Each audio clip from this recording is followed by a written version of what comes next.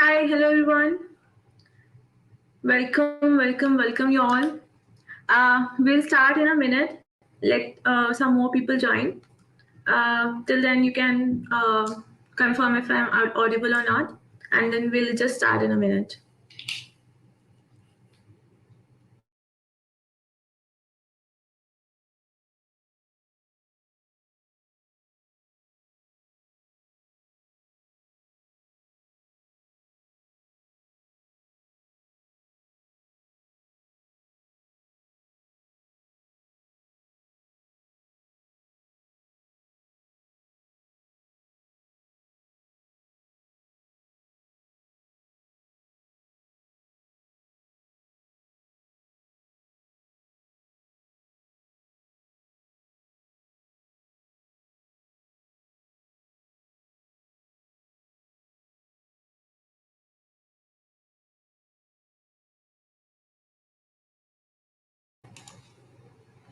Okay, so looks like a lot of people are already here.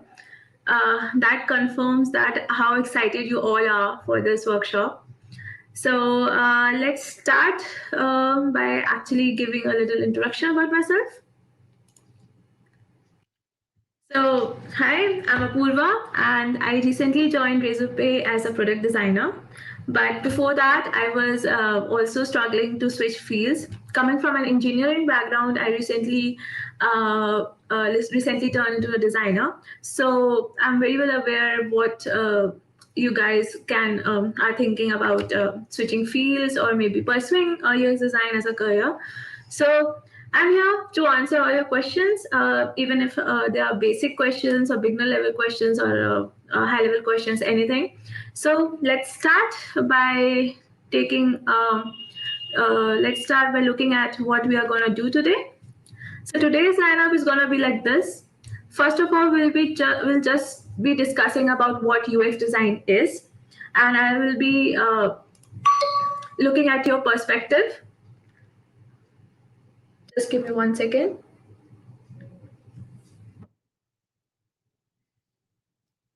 Yeah. So first of all, we'll be just discussing about what UX design is, and then I'll be taking you through so many examples for explaining how it works, and then I'll come up to what really UX is. Then I'll go forward to it why today there's so much need of UX designers in the industry, why all the businesses are trying to hire UX designers, and there's so much demand, why there's so much demand in the industry for UX designers. Then after that, we'll get to the fun part, which is getting our hands on with Figma. And in the end, we'll have a small doubt session in which you can ask all your doubts, whatever is there, be it regarding this workshop or in general about UX design as a career, anything. So let's just jump right to the, let's start with the workshop now. So what is UX design really? So let me just give you full form of UX design, which is user experience design. But I want you guys to give me your definitions in the chat. Like you have to tell me what you think UX design is, and I don't want you to put any Googled answers or any bookish definition. Just tell me what you think about UX design.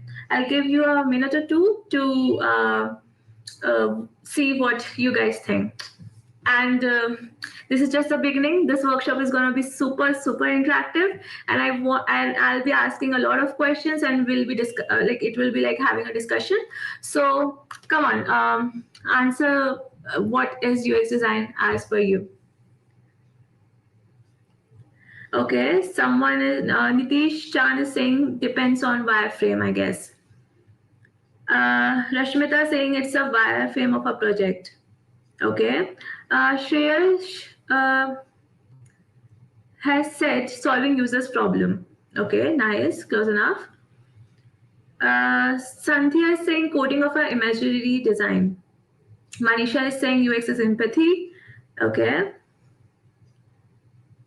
Ayush is saying how does user feels about product is UX design.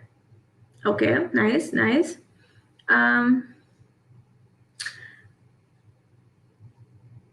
Okay. UX design is giving a better experience to users of any product. Really, really close enough. Really close. I now have started thinking that you have already Googled the answers. So Rohini is saying problem solving through design using user psychology. Okay, so I've got pretty interesting answers. I cannot read all of them, but okay. So before I explain to you what is user experience design, I'll take you through some examples, and we are going to have a very fun activity now. I'm going to show you some pictures, and you have to tell me what is happening in that picture, what you see, and what can you. What do you think after looking at that picture? Is it working or not? And what is that? Okay. So I'm going to show you one picture and you have to drop in the chat like what that picture is showing to you. So tell me what you see in the chat. Come on.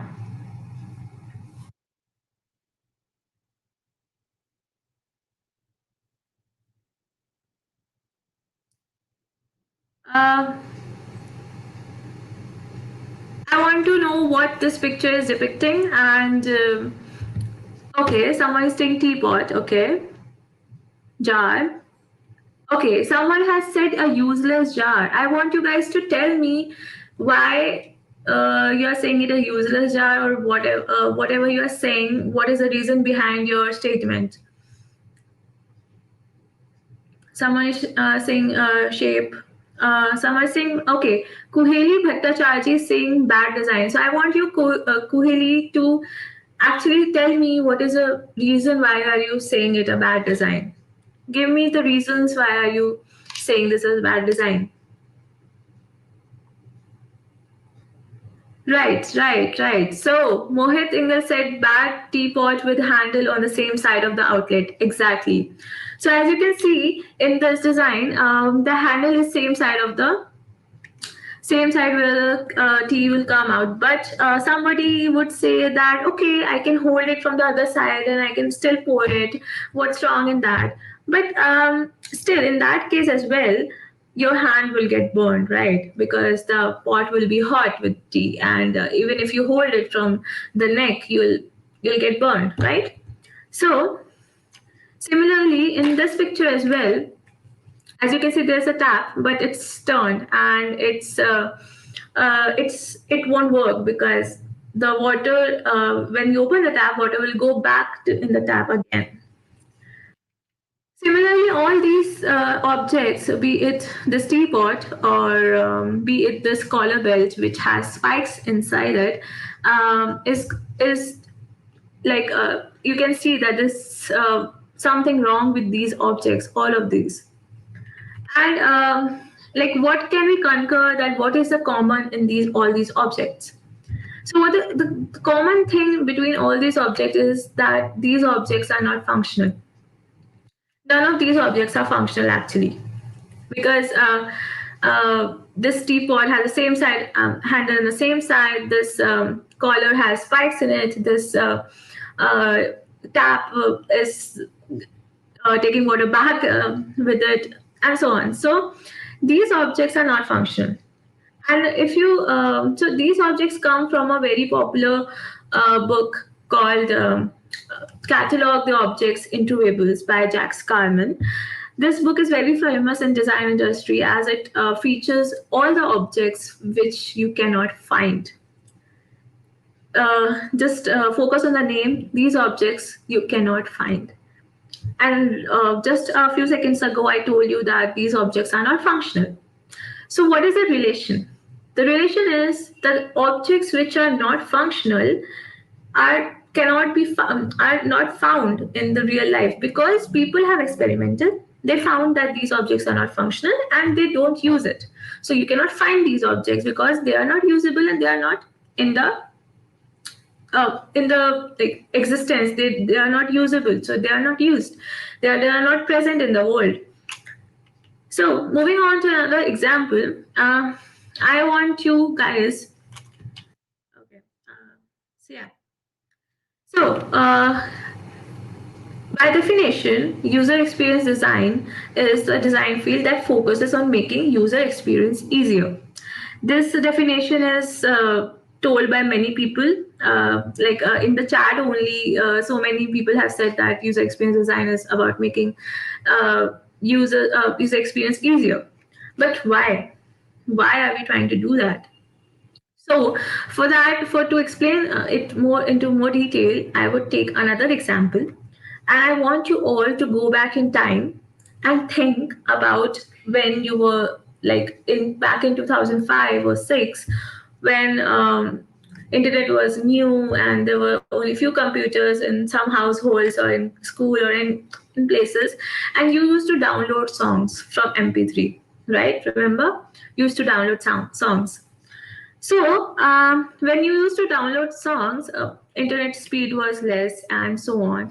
And when you used to download something, there used to be a download icon, which used to blink when you used to download songs, right? And that's all. You used to just see a blinking icon telling you that something has been is being downloaded. But what was the problem back then? The problem was that internet speed was very slow. Even a 5 MB song used to take many minutes to download, right? But that's not the case today. So technology evolved definitely. But what else evolved with the technology? The way our apps, our applications, or web applications, or mobile applications work, that has also evolved with the technology, right? So I'm going to show you a few examples, okay? So, uh, so someone sitting in the Google or any other place thought that, okay, I'm not able to see how much time it's going to take to one song to get downloaded. I am not able to see. Or if my download gets cancelled, for example, my internet connection goes off and my downloads are cancelled. So, how am I gonna know? I won't know if it's downloaded or not. So, someone thought of putting the status of their download in the UI, right? Someone thought that it's important to know what is the status of their download. So here you can see that I tried to download this image and it was failed due to network error. It clearly says failed network error. So similarly, someone thought that, okay, for example, I have put on a download for a movie, which is 1 GB in size, and earlier, like even before 4G came, it used to take a while to download such files. अभी तो बहुत fast हो गया है, but earlier it used to take some time. So what if I want to download a movie? It will take some time. So what will I do? How will I know how much time it's gonna take? Or maybe my internet is super slow today, and maybe it's gonna take longer than usual. So someone decided to put where their downloads are, and they put timer here. As you can see, here is a 7 minutes left. Here you can see 18.2 MB is downloaded out of 549 MB. So this is telling you the status of your download. Then someone thought it's difficult to find your download. So someone decided to create another tab altogether in the browser where you can go click on downloads and you can see entire list of your downloads, right? Everything, all your download history is there. So somebody thought that it's difficult to find downloads, right? For people. Hence they have put it here. And then again, for example, if someone wants to go to some place and they have to put it on a pause because or they have to urgently go somewhere, or let's say the electricity went off. Okay, so now what will you do? The download will automatically get cancelled, right? So they introduce a new feature which is called pause or cancel feature. Even if you want to go somewhere, or even if you are on a call, if you are your internet is going really slow because you have put some download in the back, you can pause it. You can resume it in the night while you are sleeping and it will get downloaded. Or if you have downloaded something wrong, you can cancel it, right? Another thing which happened was this show all button or the show in folder feature. Like it's difficult to download so many things from your it's difficult to find so many downloaded things from your laptop. So they added here a show in folder button where you can click on and it will open a folder from your computer where you can find all those downloads, right? So what happened here? What happened here? Here, someone actually thought what problem is coming and how can we make it better. But why? Why they thought so? So I'll take you a little back, a little more back in time when the computers were invented for the first time. So computers used to be these huge boxes, these huge boxes, heavy in weight, and uh, they were like when they were invented, they were given to only few people, few scientists, or few privileged people to experiment with, right? Then they took the feedback, and then slowly when they realized, okay, this is the problem, and they solved that problem, they made it better. They started making the computer better and smaller. They started giving it to more and more people, and today as we see the our computer, we can actually fit it in our bags, right? So what do you think when computers started becoming small? Here's what I think. I think computers started becoming small after they have figured out how should computer work. Okay, computer when they were confident that this okay computer works like this. Now we can start figuring out the size because it was inconvenient. So this is what happens with the inventions. When an invention happens, it is made sure that it is functional first. Similar thing happened with those objects, they were not functional. Okay, so computer any other thing is first is try to make made it we first try to make it functional. Similar thing happened with the web apps like Facebook, Google, Yahoo, or anything. Similar thing happened when they first came. The purpose was to make all of that functional. Be it any app back then, you take any app, be it downloads, be it YouTube, be it Facebook, anything. The purpose was to make it functional. But over the period of time, now 10, 15 years later, when web apps are a new normal, because every business is trying to go online, every business is trying to put their shop on online or their business online. So now the online apps have become the new normal because we have cracked the code. We now know how to create apps. It's nothing new. So now now the time has come that we make those products easily usable. And that's where we come to our present day definition that a good product is not just functional product, is also usable, easily usable product. Okay, UX design deals with creating good products. Okay, moving on. So, why do companies give so much importance to good UX? So, this question I want you guys to answer. I'm waiting. Put your answers in the chat. Like, why do you think companies give so much importance to good UX? So, drop your answers in the chat and again.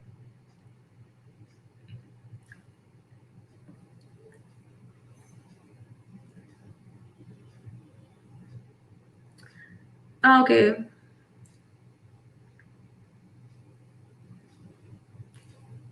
You guys are really smart, huh? You guys are really giving good answers.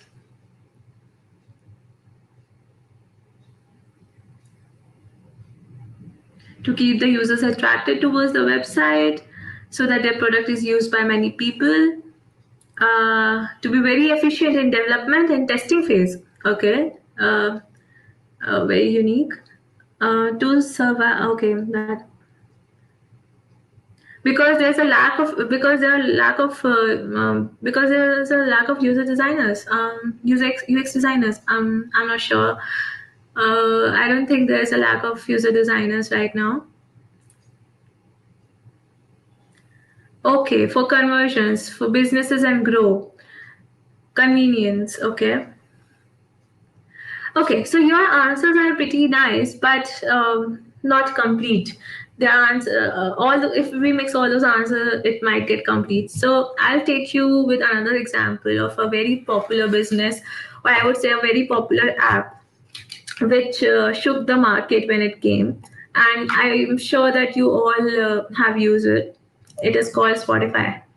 So I'm sure, I guess 90% of you must have that in your phone right now. So in these four screens, what you can see here is first in the first screen, which is a homepage screen, you can see in the first screen, the foremost thing you can see is my shows, the podcast I listen, or even if I don't listen those podcasts, the suggested podcast which I might like. So this is that. Then, if I see in the next screen, there are made for Apoorva Agarwal playlists. There are 6 playlists which are made for me by Spotify. Then, in the next screen, if you can see, there is a search. This is a search section where where there's not just the search, but also there are so many other genres. I would say, or compilations, I would say, because inside it you will find more playlists. Then in the fourth screen, you can see that there's a song and lyrics scrolling, just like karaoke, just like karaoke. So, what happened when Spotify came? When Spotify came into the market, as I remember, everyone stopped using any other music app. The people who were very loyal, they were using it, but many people stopped using other apps. So why that happened? Why that happened? So, so whosoever in the Spotify thought of creating these things must have observed these problems. They thought that people like to listen to different genres and different moods of music, which they don't like to mix. Like earlier, you used to listen to songs and you used to add it to your playlist, but there was nothing like, even the application was reading what you are doing. They used to suggest you a bunch of mixed songs. Okay, they never actually distinguish it in terms of moods. So someone observed that people like to listen to different genres at different moods. Like if I'm traveling, I want to listen to different kind of song. If I'm so if my mood is off, I would like to listen to different kind of song. If there's something traditional going on, I would like to listen to different song. Or if I'm in a family gathering, I would listen to maybe classical or folk or different kind of songs according to my different moods, right? So someone observed that in the Spotify team. Someone observed that every individual has a different taste of music, which might not be satisfied by the pre-created playlist. If you remember, even today, many apps have pre-created playlists. Okay, pre-created playlists as in pop playlist, classical playlist, folk playlist, um, metal playlist, a Bollywood playlist, English songs playlist, even on the terms of artists like Ed Sheeran playlist or Atif Aslam playlist, and so on. There are so many playlists created by the app. But what Spotify did, Spotify created the playlist not just on the basis of artists or genre of the song, but they created playlists on the basis of the moods of people. They created playlists for weather. If there's a rainy weather, they created playlists if someone wants to chill.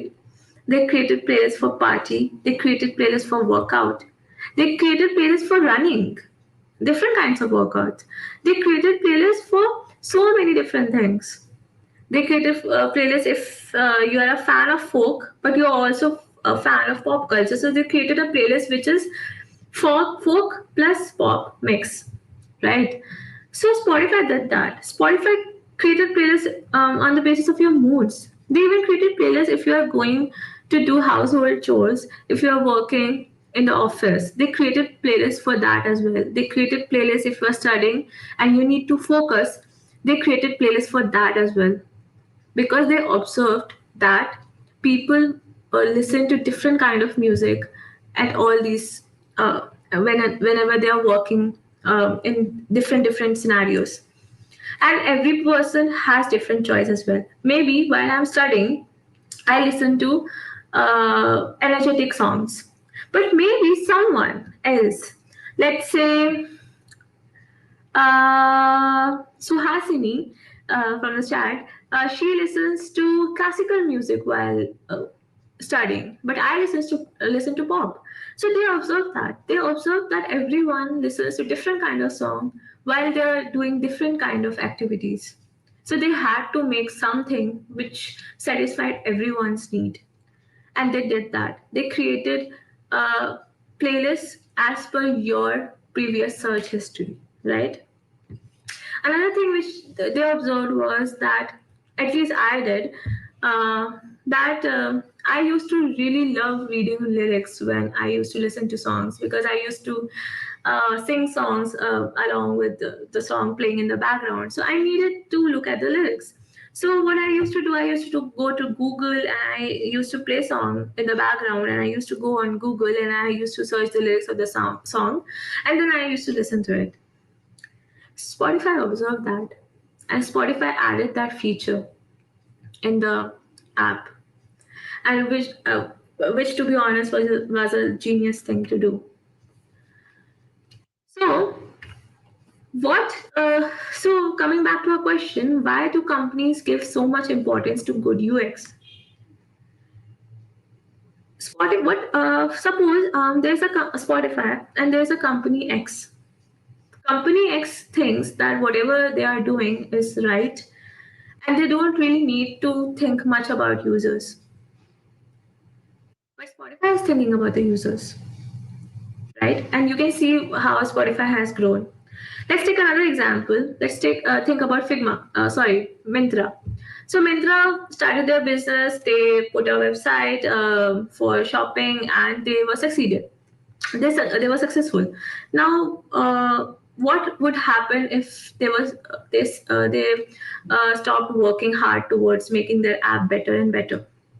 Now, suppose they are successful, they are getting 40% user retention on their app, but 60% of the people are coming to their app but not buying anything.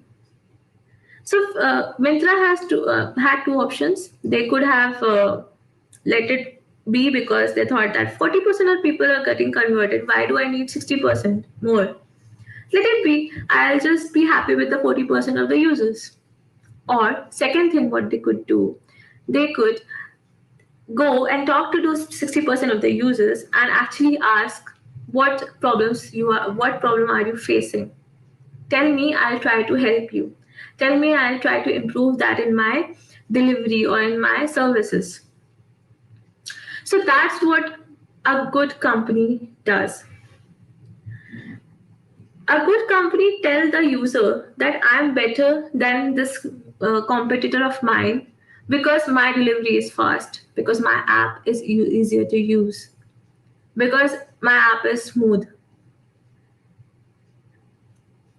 Today there's so much competition, there's so many businesses are coming online, that everyone has to tell the users that why they are better than their competitors. Otherwise user will take only few seconds to go to another app or another platform to do what they want to do. That's what these days companies are giving so much importance to good user experience, and that's why there's so much hype about hiring good designers. So I hope that you have. I hope that this answers this question. Another thing which I want to point out is that. The person who thought about Spotify, these features about on Spotify, that people are not satisfied with the playlist or with the feature of lyrics or anything, uh, the person who thought that it's years of a task that I have to go take a song which I like and I have to add it to my playlist. Then I have to go back. I have to which another song I like, I have to go and add it to my playlist because I want a curated playlist, right? So the person who thought that this is such a headache to do all of this, was not just genius, you know. He or she was also the most empathetic person, which introduces us to a very important concept, that is empathy plays a very, very important role in user experience design.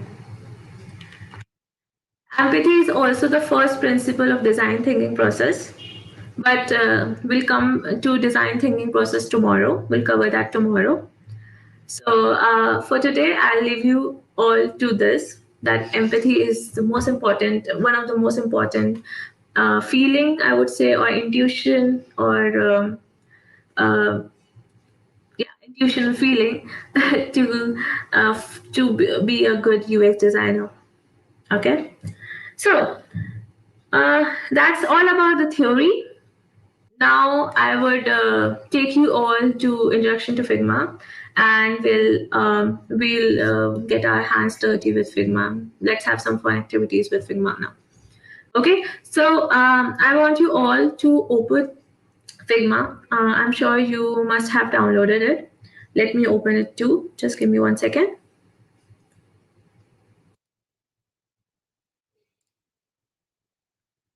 Okay.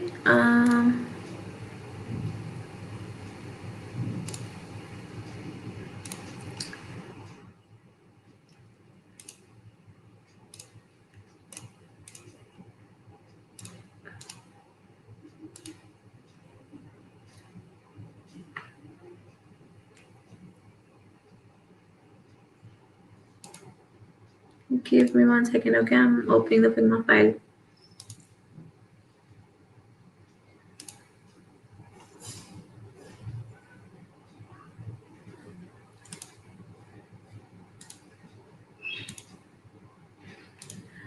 I guess I have to share the entire screen. Just give me 1 second.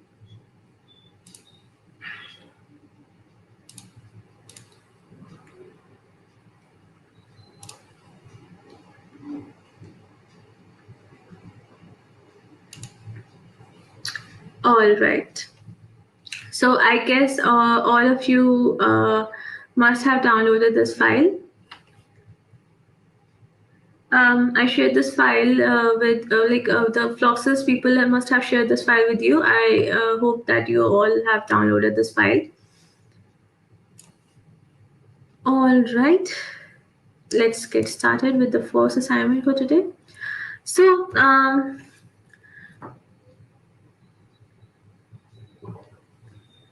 yeah, so first of all, I'll take you through some basics because I think there are so many people here who are new to Figma and who don't know, who are not familiar with it. I'm sure some of you must have been familiar with it, but let me start with basics. And after that, we'll come here and we'll make this assignment, which looks like this. So it's a chat screen where you can where you get to play with animations. So smooth animations like this. I'll teach you how to make scrolling screens. I'll teach you how to make these kind of transitions as well, which look super smooth and look super clean when you make an app. So yeah, so let's get started with it. First, we'll start with a very basic design of this radio app. So first, let me introduce you with frames. Okay, so Figma works in terms of frames. Okay, in Figma will this is a frame option here. So you can create any size of frame you want.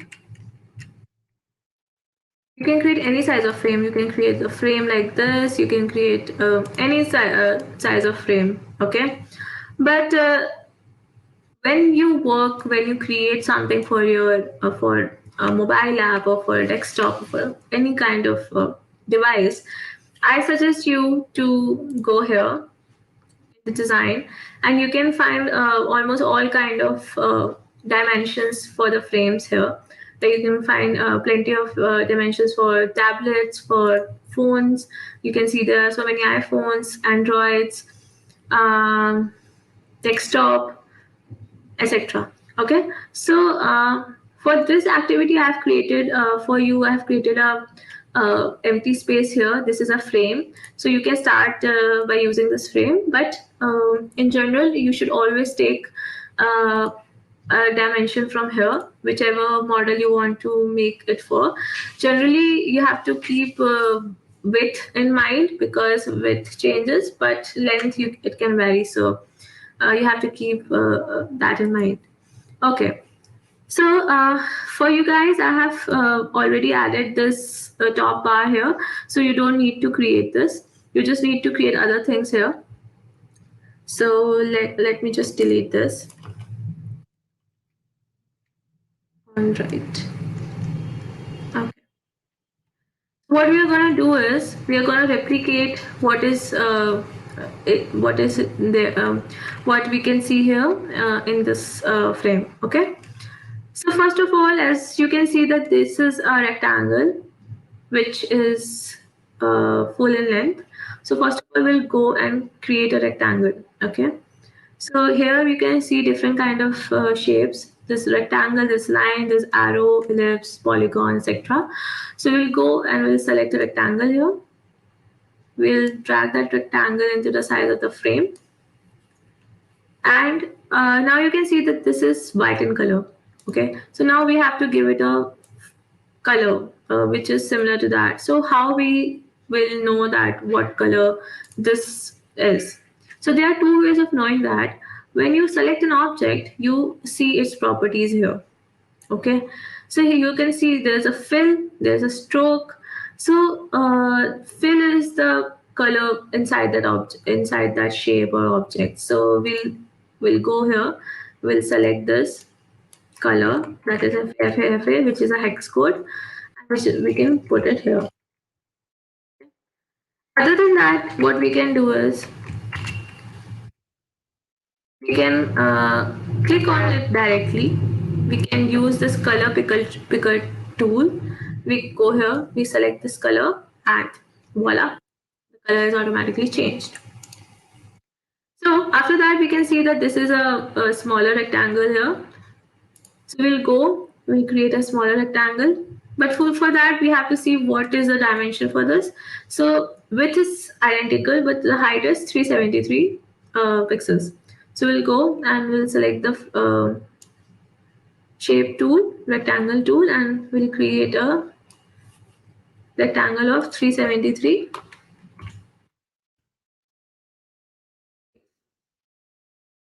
So what will happen if what will happen if I want to create a square?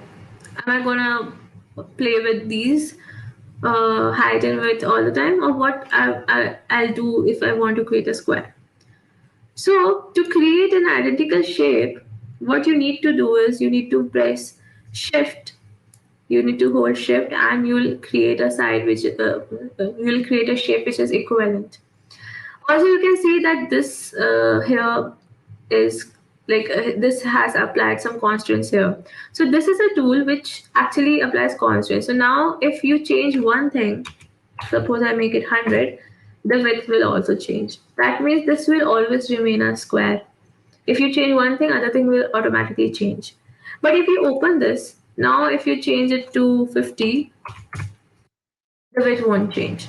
So this is a constraint option which you should use if you are creating a circle or a square or anything like that. Okay. So moving on, I just quickly color this. All right. So now coming to text, I'm gonna just write 97.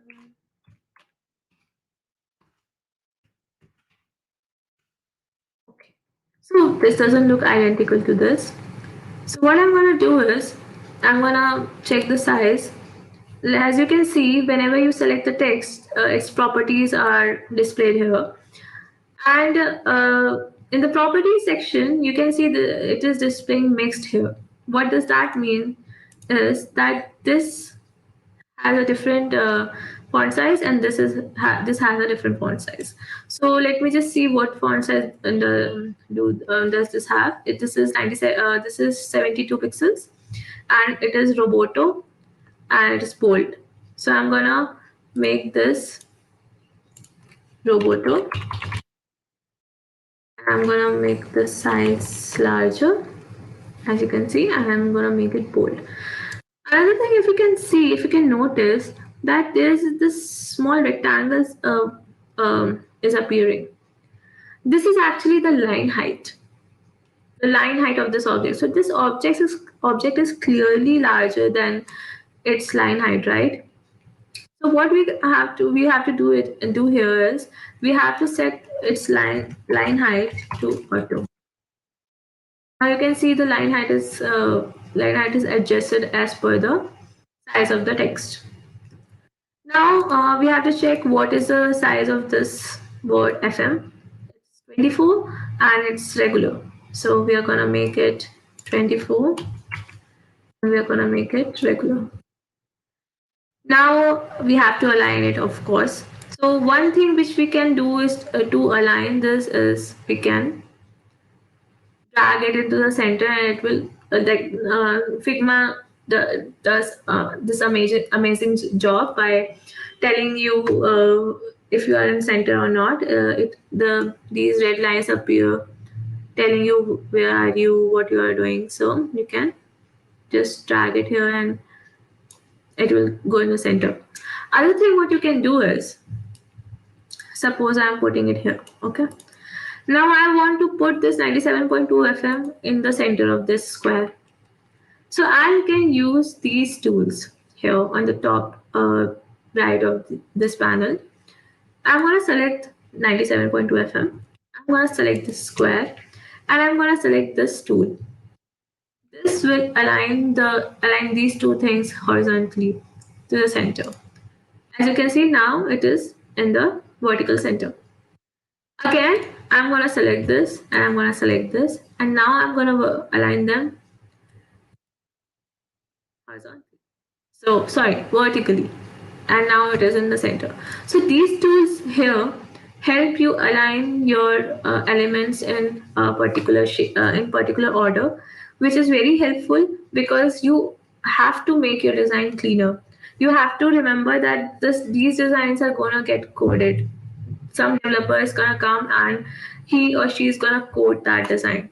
So you have to make everything very clean, and you have to make uh, gaps or everything in a precise manner. So these tools help you clean up your design. Moving forward, for icons, I would suggest you all to just copy these icons. And a very fun tip of copying anything in another design is to select that frame and just press Ctrl V. It will get copied at the same place. But the question arises, where do these icons come from, right? So I'll tell you how to install these icons. Right click your mouse, go on plugins. As you can see, I have already installed some of the plugins here.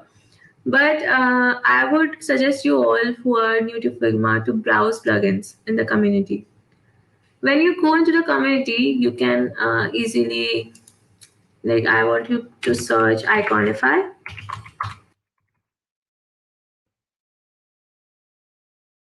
Okay, weird. I guess. Yes. Yeah, sorry. So, yes, sorry. In plugins, you have to search. I'm really sorry about that. You have to search Iconify. Yes. So you will find Iconify and you'll have to install it. As you can see, it's already installed. If you want, you can just search icons here and you'll get so many plugins based on that. You can install any of those. If you search images, you'll get plugins for that. here you go. There are so many plugins for images. For starters, I would suggest you to install two plugins. First is Iconify, as I showed you, and the second one is Unsplash.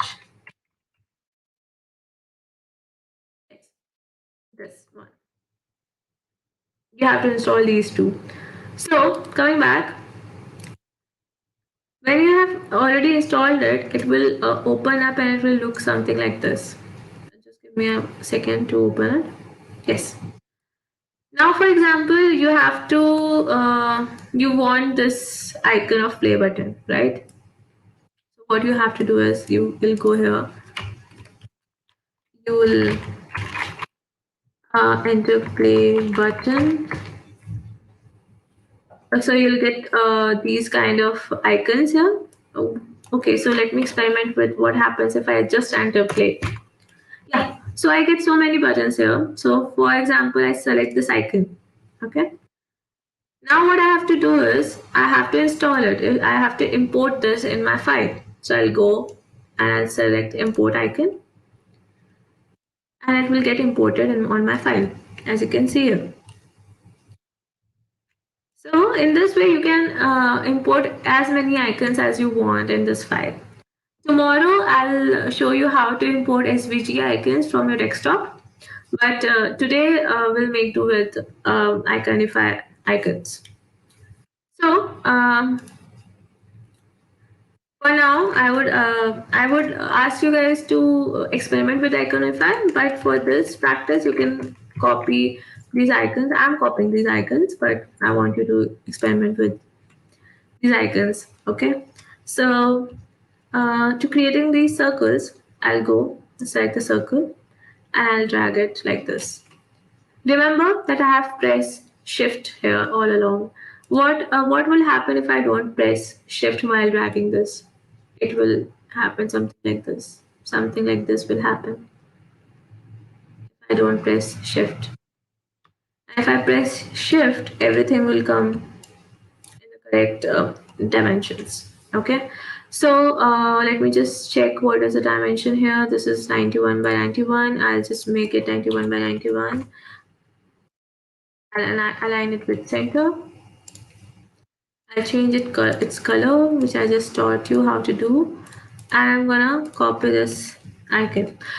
One more thing which you can, a shortcut, a very fun shortcut of copying things is select Alt and drag it here. Now, if I use these options of aligning it vertically or aligning it horizontally, what will happen? Let's see.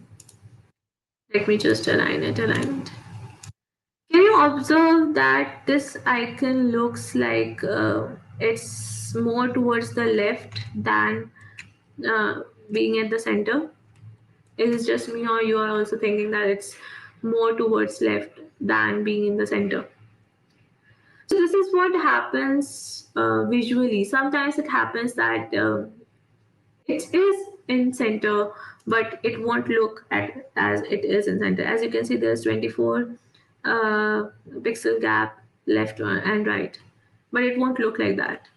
So in such cases, you have to actually adjust it a little bit visually, like this, to make it look uniform. I know that now it is not in center, but it will look like it is in center. So you have to do that. Okay, sometimes you have to do that. Now let me see what is the dimension of this. This is 67 by 67. Let me just quickly create that. Okay. So how should I give it the look which it has here? To add a line around the shape, you have to give it a stroke. I don't think that this stroke is 1 pixel. Oh, it is. Okay. So just let me just give it the color. And for this, I'll just also, when you're designing any kind of button, never forget to group the elements in it. So I just grouped this and the background circle together here by using Ctrl plus G. Now you can easily align these two things. I'm gonna align these horizontally, center align, I'm now gonna Control C and Control V this icon. Similarly, I'm gonna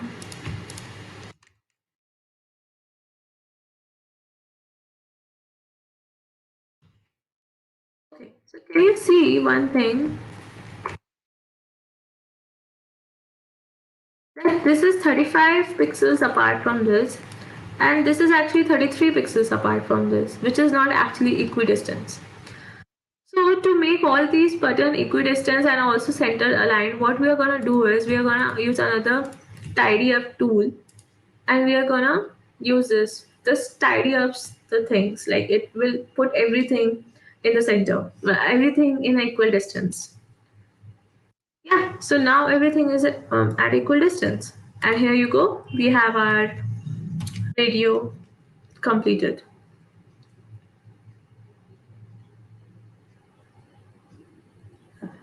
All right, I'm gonna give you a few minutes to complete this. Meanwhile, I'm looking at the chat. If you guys have any questions about the UX or career questions or anything else, drop it in the chat now.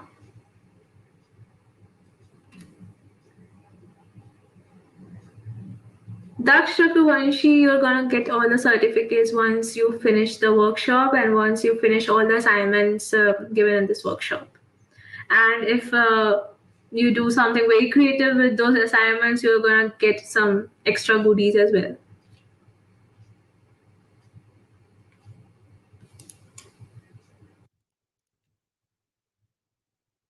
Somebody said that the right button is slightly above. Yes, you're right. Somebody's saying, can you please explain how to download an icon again? Yeah. So for first of all, you have to install plugins. You can go on plugin. You can go back and check how to add plugins. Then go on Iconify or any plugin which you have installed. You can search your icons here, and for example, play. Or let me just search home. And here you get all the searches. Select an icon and import that icon. Okay, it's super big. So let me just.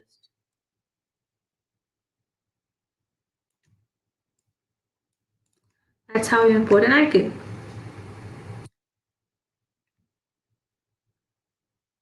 Someone is asking, does CGPA matter for internships or jobs in UI UX? No, CGPA does not matter in jobs in UI UX. All that matters is how good designs you make and how good your problem solving skills are.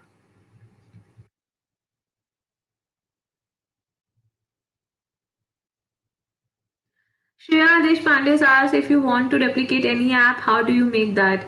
I really don't understand your question, Shreya. So if you can please explain it clearly, what you mean. Yeah. So assignments after after these tutorials, I'm gonna give you some assignments which you have to do, which you have to create. You have to complete those designs and you have to submit it. And the people who like certificates, everyone who completes the workshop will get a certificate, but the people who do some experiments or show some creativity, some more creativity, will get some additional goodies as well. So yeah, that's all you have to do to get a certificate. Someone has asked, how can we add a scale in a Figma window? Okay, so that you can do from here.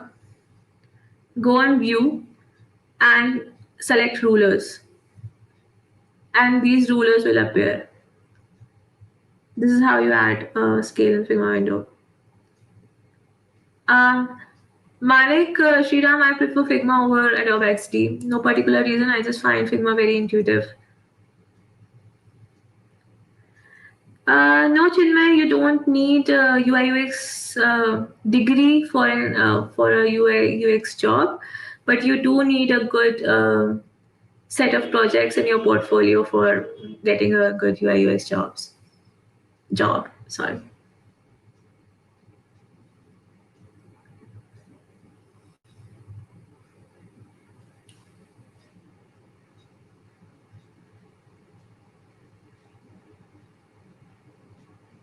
This project is related to UI. Do you teach any simple UX project in this workshop? Yes.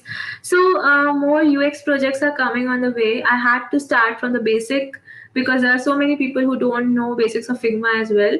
So so a little bit of UX will be there in the next assignment, and more UX concepts will be there tomorrow and day after tomorrow. Today I had to teach some basics because many people are here for a beginner level course.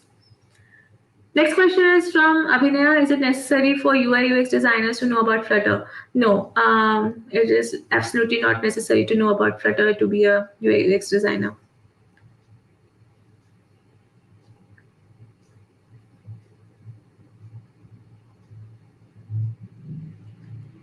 Um,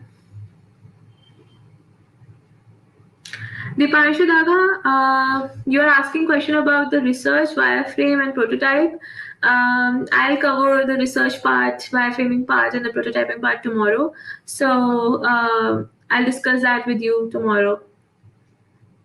And about redesigning an app, uh, you should be clear about why you want to redesign an app. There should be a reason why you want to redesign it. If you are doing it just for a case study or you are doing it just for your portfolio, it's not going to work. Actually, it's not going to look good. Actually, so you have to be first sure like why you're actually doing a redesign. If you're doing a redesign because you actually think there's a problem with the app, then yes, you have to do the research and wireframe and then prototype for that redesign.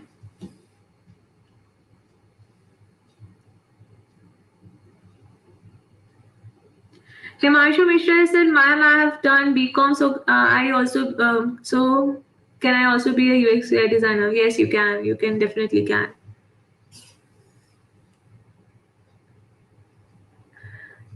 All right, let's move to the next assignment. I promise you guys that I'll take more questions after the second assignment. Till now, let's move on to the second assignment. Okay. This assignment is very important to learn about margin and padding and spacing and all. So let's start with this. For this assignment as well, I have added the upper bar and this bottom bar here. So you don't have to make it. You can just make your design in this space. So let me just start. Okay, for this rectangle, I'm gonna just copy paste this rectangle because I have already taught you how to create a rectangle. So some things I'm just gonna copy. But yeah, I would suggest the beginners to please do everything needful. Okay, so for this, let me just zoom in. If you select this icon and you select Alt, you press the Alt key, you will find that there is a 24 pixels gap between this and the border of the frame. Okay, it should be 8. So what I'm trying to tell you is that generally you should be keeping a distance of distance between objects in the multiples of 16 pixels, be it uh, uh, 1.5 times of 16, that is 24, or be it 0.5 times of 16, that is 8. You there's a reason why I have put that kind of spacing between. I'll tell you that in detail in just few minutes. Let me just quickly copy this. Also, make sure that the gap between things is equivalent. That is 28 pixels and 28 pixels I have given here. You can give it more gap if you want, but I have given that much margin here. Coming to this photo, okay. Uh, This photo here, you can see in the element section that this is just a normal photo, but I'm gonna actually use a rectangle here. This is a circle, but I'm gonna use a rectangle. Let me just see what is the dimension here, 40 by 40. I'm gonna use a rectangle of 40 by 40. Sorry, square of 40 by 40. I'll tell you in a while why I'm doing that. To make it a circle, what I have to do? I have to cut these corners, right? So to cut the corners of anything, of any shape, any polygon, here you have a border radius, corner radius tool, okay, where you put a number, like suppose I put a number 12, will get truncated from the corners. Okay, this property is actually also there in the coding. When you're creating apps, you need to be aware some with some concept of coding, and this property of corner radius is there in the coding as well, where you change the corner radiuses with the help of that. So to make it a circle, I'm gonna put here 20, so that it will look like a circle. Okay, I'll tell you in some times why I'm doing that. Now to insert an image, there are two, three ways of inserting an image to a shape. So first of all, I'm gonna show you the first one. So here it's a solid fill, as you can see, right? I'm gonna select here image, okay, and then I'm gonna choose image. This will open so many different images, as you can see the image from the presentation. I'm gonna use this one and it will come here, but we don't really want that, right? So another way of doing that is uh, I'm gonna again go to the plugins. I'm gonna use Unsplash. So Unsplash is one of the biggest libraries of images on internet, right? So I'm gonna search portrait and I'll get so many portraits here. So I'll select some one of the image from here. Let me select this. Mm, Okay, let me just select this guy. So it will automatically get cropped and fit into the circle I created, which is actually a rectangle, but I have given it a shape of circle. I'm just gonna copy these names here. And I just want you to notice that the gaps between all of this is in a multiple of, yeah, I cannot say 16, but yeah, an even number. All right, moving forward. I've okay. So this is a rectangle. I've grouped this. As you can see, I've put the text here. What I'm trying to show you is, let me just okay. Let me just create one. This is height 40.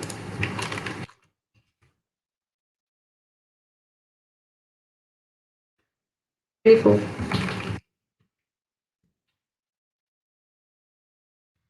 One thing I want to show you that all the spacing here is in the multiple of 16. Like it's 24, it's 24 here.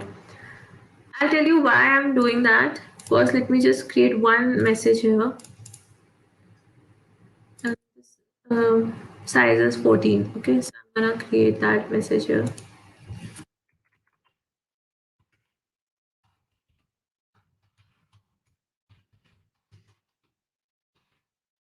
All right, I've done that. Okay. So as you can see, the margin here, sorry, the padding here I've given is about of 12 pixels above and below. Okay, but the left and right padding is just 12 and 8 pixels. Here you can see it's 16 pixels. So what I have to do, I have to increase the width. Yes. This has a corner radius of 8. I'll put it 8. I'm gonna group this. What I did just now, I actually defined the rules by which this chat is going to work. Any message, if you're gonna send any message, the coder is gonna code it in a way that there should be a top and bottom padding of 12 pixels and left and right padding of 16 pixels. So if you're sending a larger message like this, the message will, the size of the length of the message will increase because the number of words are more, and the padding will remain same, 16, 16, 12, 12. So this is what a designer gives to a coder. Designer gives a coder all the specification on which, all the rules on which a code runs. Okay. So, oh, I just but it's I'm just going to copy it. So that's how I have created all the chats here. You can go on and create every chat, every message, and then you can feel more confident about it. I've given an example here of maximum width and maximum height.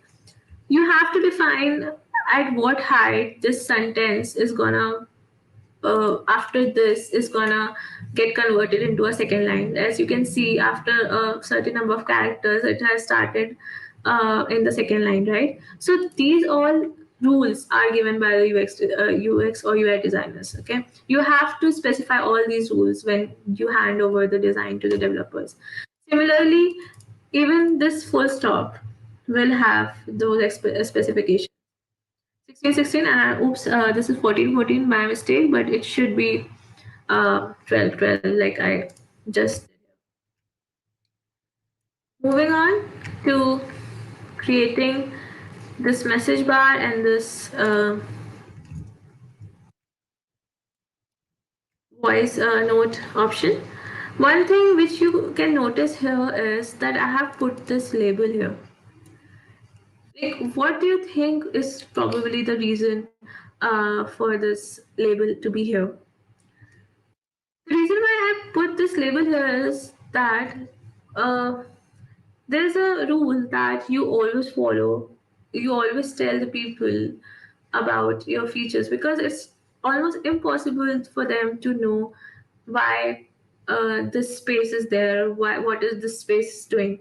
Which is not really the case with the icons because the icons are universals most of the time, and they are symbolic. So it's easier for us or for any user to understand that what an icon is going to do, that this mic what mic icon is going to do. But for input options, be it a login screen or anything, the input field is something which can get quite confusing. Is That's why if you go today, when this workshop will end, if you'll go and you'll check, everything everything will have a label. Even in your laptops, in the bottom left corner, there's a type here to search. The search section is there where there's written type here to search. So that's why labels are important. Labels are important in the input fields to tell them like what the user have to do with that. Okay, so I'm just gonna copy this. I'm gonna just put it here. So I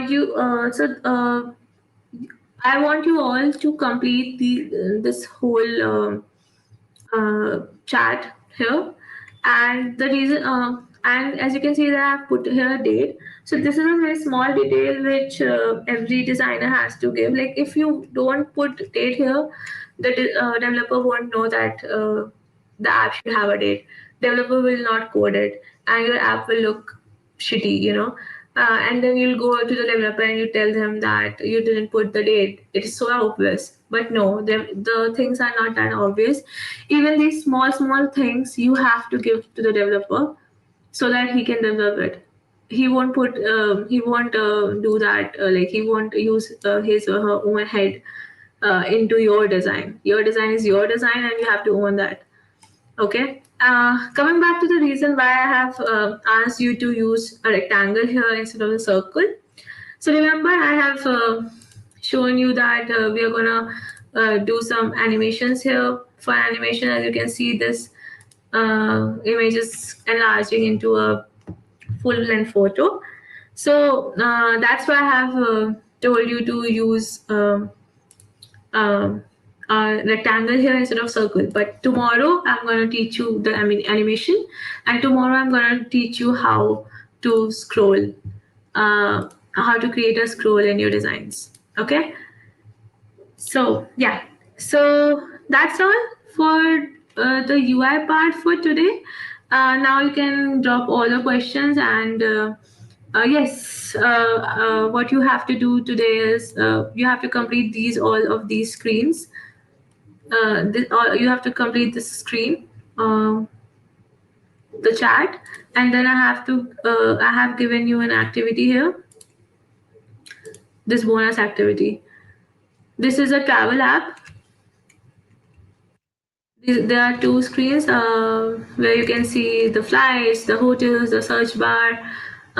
So many things are there: hotels, flights, experiences, etc. And then there's a search section where, when you search a hotel, it will look something like this.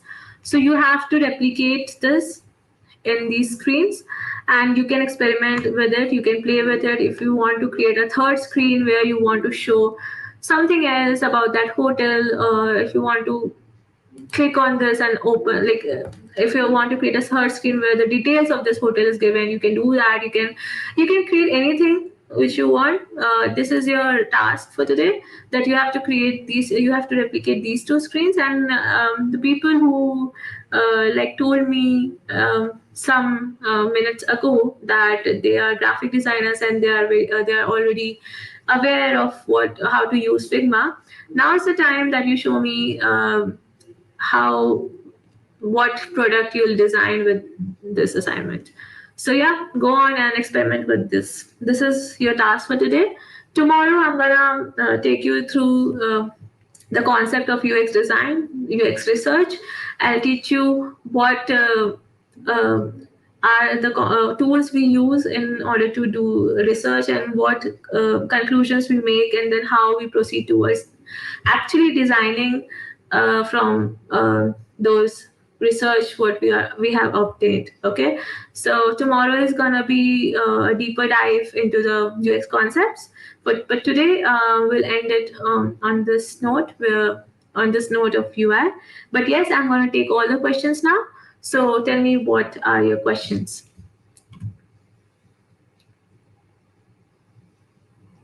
Okay, someone asked, where should we submit? Don't worry, Floxus people are gonna give you a link to submit your assignment.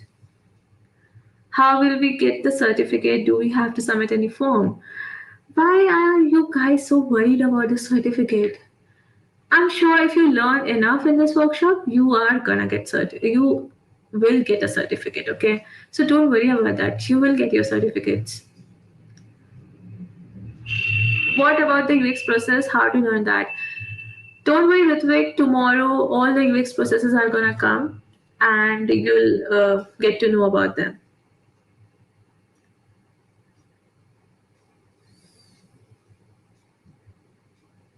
Okay, so do we need to learn coding for UI UX? No, Chinmay, you don't need to learn coding for UI UX. The reason why some people do learn coding is to get an idea what developers go through. See, you have to understand that developers and designers work together in an industry. UI UX designers and developers work together in an industry. And when your design goes to a developer, sometimes it's hard for a developer to code that design. Okay, and sometimes it's hard for a developer as well to understand your design, or sometimes it's hard for you to understand why it is hard for developer to code that design, right? So when you work in a team, it's good that you understand. Like you have seen on Dribble of your hands, there are so many designs which are just so good looking, but they are not really um, but they're not really functional. I'll tell you how they're not functional, but they lack so many things. They are just beautiful things which don't work effectively. So designers the mind of designer can run so many kilometers away, and they can design anything which they want. But we don't want that. We want functional things. As I told you, functional plus easily usable design. We don't want just a good looking design. We want a functional design. And to create a functional design, we have to coordinate with developers. So if you learn a little bit of coding concepts, little bit like HTML or JavaScript, it will just give you that understanding of how a developer thinks or what problems a developer face, so that you will design more functional design. okay, which will get accepted easily. So that's why some people learn coding, so that they can be useful to their teammates, but it's not necessary to get a job in UX if you don't know coding.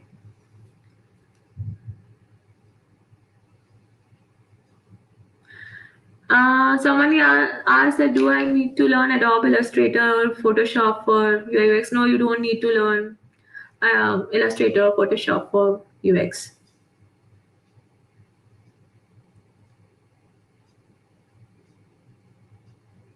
Raghav has asked how to approach any problem from UI UX perspective.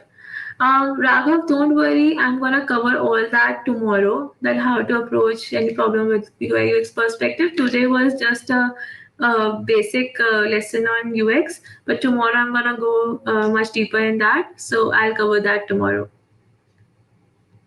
By when can we submit today's assignment? You have tomorrow's time till tomorrow. You can submit it by tomorrow, 7 p.m. Can we expect remarks and suggestions on our design? Yeah, sure. I'll see how many I'll see if I can get back to all of you because there are so many people, but I'll try my best. Deepti Mai Sahu, are we going to do some projects? I want to know what do you mean by projects, Deepti Mai. Can you explain me what do you mean by projects? How to save this assignment? You have to duplicate this assignment, Kohili. The link Floxus people share, you have to duplicate it and it will automatically get saved in your Figma. And you don't have to download that file on your desktop. Assignment link, assignment is there only in that same file, which is bonus activity, as you can see.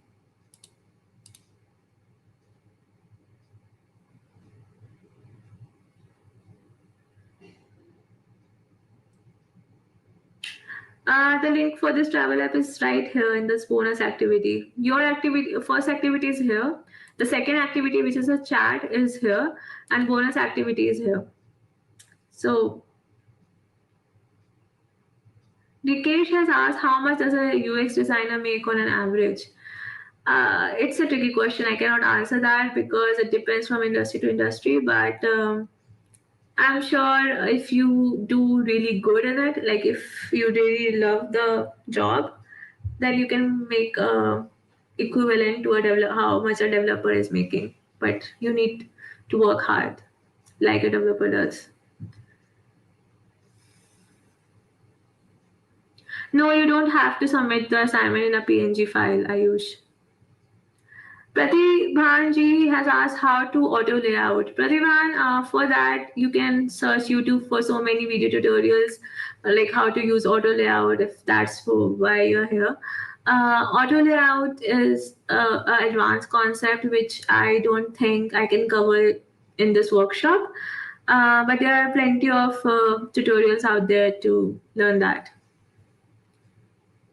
Can we link Java, Android, and Figma for interface? Oh, okay. This is something which I never tried, but I don't think you can do that. But I'll get back to you with this question, Bharat Kumar.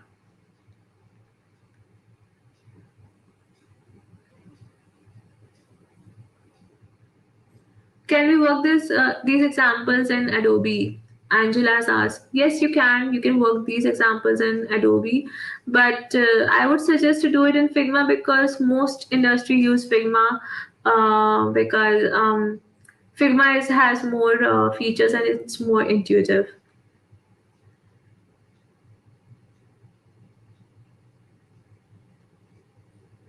Akashdeep, you upload activities as much you are able to complete. Don't worry about that. Nawaz has asked making of a portfolio question mark. Can you please elaborate your question, Nawaz? Vimash, you can make your own design. Definitely, I'm always open for creativity, but you have to replicate these designs as well for practice purposes, and then you can make experiment with your own design as well. I would love to see any new design. Rahul Saroj, as I said, you have to replicate these designs exactly so that you can know where you're doing something wrong and what is wrong. It will actually give you perspective of where you're going wrong. But then after doing that, you can experiment with your own designs.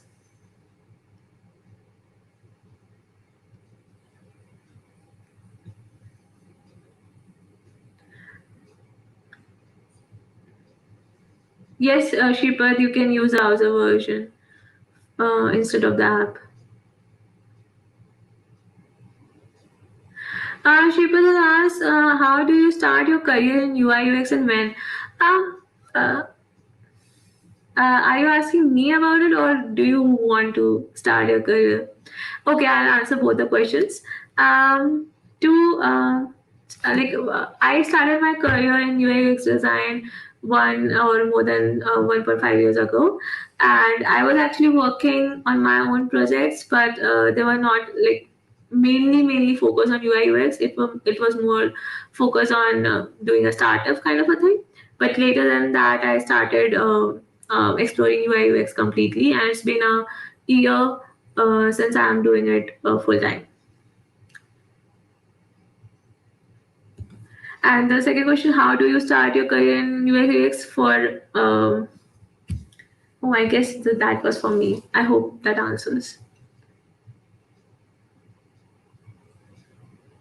But you have to do both the screens, the home screen and the hotel search page. But for tomorrow's task, but if you don't have, like, if you want, you can do more than that. If you want to explore your creativity, and this is a bonus activity. This is your homework. But if because there are so many people with different level of skills, if you still able to complete this much only, this chat screen only, I'll allow it. So don't take pressure. Please enjoy the designing process. Siddharth Shankar Das asked, after learning UI UX, can I start my career directly in UX without going into UI? Siddharth, I think you're not. I think we need to discuss more about what is UX and what is UI before I answer your question, because I think UI is I will answer this question tomorrow because I'm going to talk about UI and UX tomorrow. And I think after that, you'll get a clear idea of what is actually UX and what is actually UI. So this answer will get answered tomorrow. Deepti Mahi has asked, can we do projects that can be added on resume? Yes, Deepti Mahi, you can do projects that can be added on resume. But the problem with those projects, they don't happen in just one day. Uh, Sometimes in coding workshops, it happens that you can make a project in 2-3 days, like in hackathon or anything like that, or in workshops. But in design, you actually cannot make a project in just 2 days of a workshop when you are doing a beginner level workshop. So to create a project that can be added on a resume, you at least need a month in the beginning, and as you progress, you can do it in 5 days as well. But at this stage, you need at least few weeks to create one project that can be added on your resume.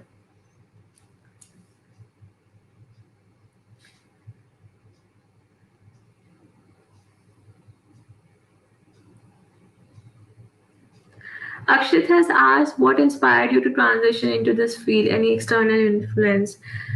I won't say there was any external influence. I explored all the things. I was an engineer. I explored coding. I explored data analytics. I explored finance. I explored economics and so on. And I explored graphic designing. And I loved designing. So, but I loved solving problems as well. I wanted to do my own startup. So I combined those two things. I combined problem solving and I combined designing, and the product was uh, product designing. So here I am following product designing, following it as my passion, and solving problems for different products.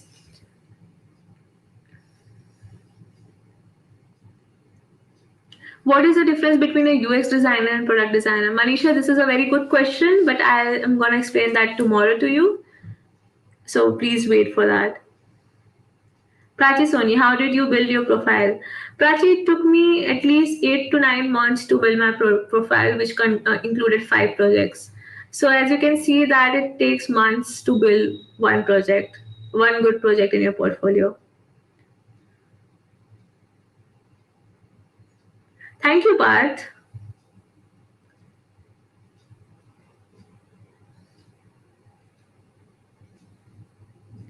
Himanshu has asked, ma'am, can you give us some tips to build our resume and portfolio for UI UX? Himanshu, I can give you some tips for that definitely, but it's actually a very detailed discussion. So I would insist you to reach to me at LinkedIn, and I'll guide you how to build a good resume and portfolio. Thank you, Angela.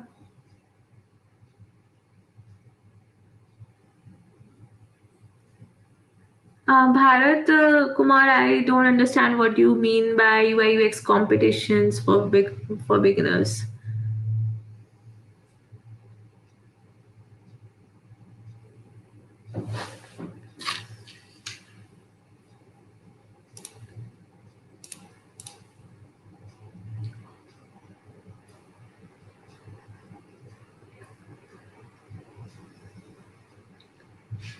Yes, sure.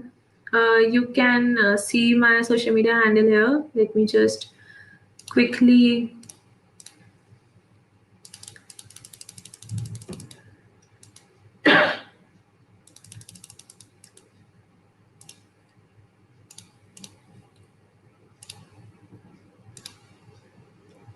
Let me just quickly share my screen.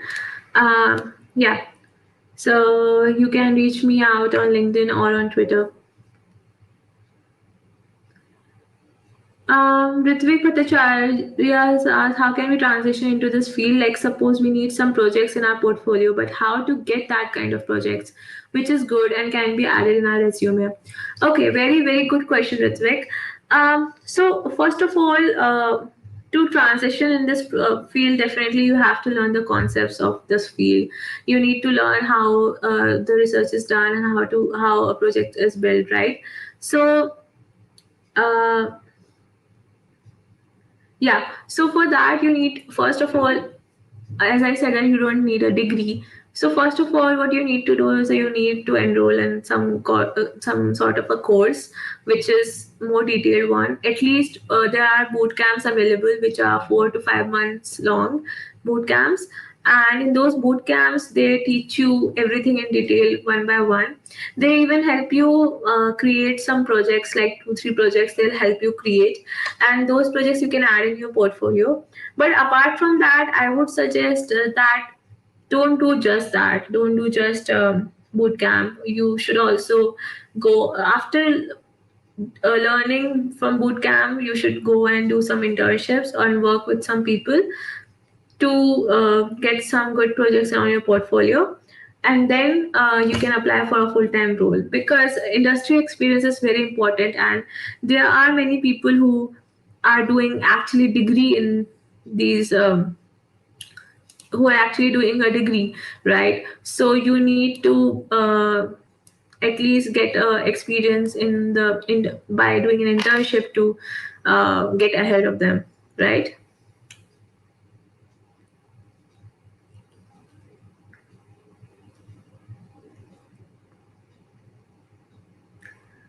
All right.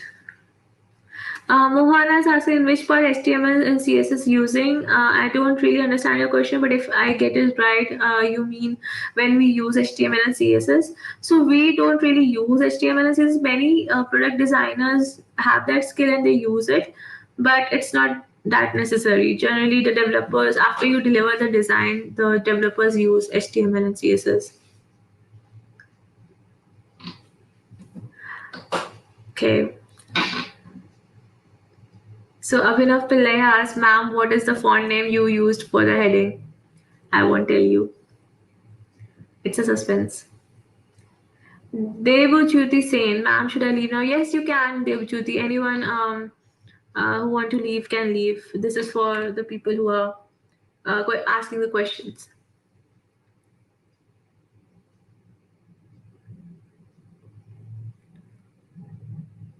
Nawaz, if you cannot contact me on LinkedIn, you can connect with me on Twitter.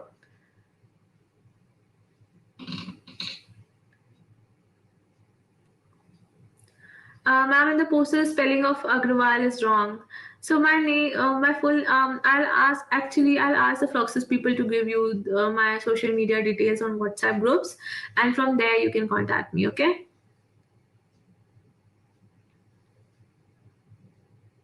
What all things do we need to do, like learn softwares for getting internships? Um, Softwares, I guess Figma is fine. One software is fine because all the softwares are similar. Other than that, what you need to do is you need to learn concepts. Concepts are important and they take time to learn.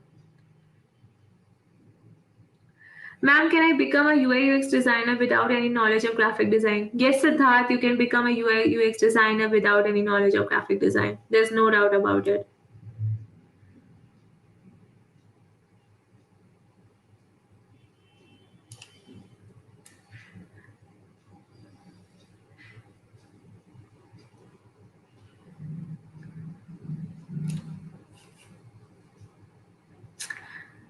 Any suggestion? Ritvik Bhattacharya, I would, for the question you asked, I would ask you to connect me on LinkedIn. I'll give you the suggestions there.